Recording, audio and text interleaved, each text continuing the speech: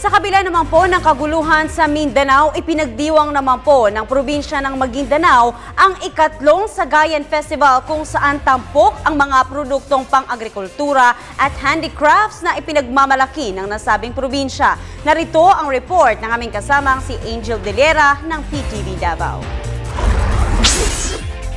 Ang probinsya ng Maguindanao ay magdiriwang ng ikatlong Sagayan Festival at magbabandera ng kanilang mga likas na yaman sa agrikulturang produkto, pangkulturang handicrafts at marami.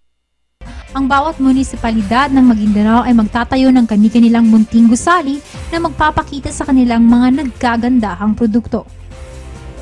Sagayan Festival, kung ating i-translate, it's a form of dance, yung spiritual, rituals. Minsan yung mga ninuno natin noon na pagka meron silang mga successful na events or may nakuha silang mga sabi nating saganang pagkabuhayan, ay nagpapasagayan nagda-dance sila, nag-o-offer sila ng ganun. Sa buong buwan ng Pebrero, isang espesyal na 4 na araw na selebrasyon na mag-uumpisa sa ika-10 hanggang 14 ng Pebrero ang magaganap dahil sa paggunita sa pagmamayagpag ng kanilang tradisyonal na kasuotang tinatawag na inaul.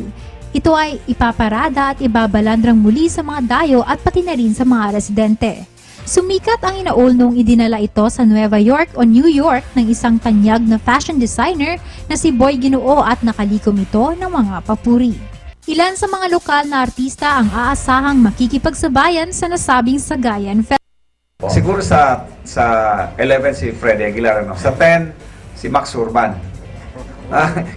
Si Max Urban kasi gusto natin mapatawa rin yung mga matatanda.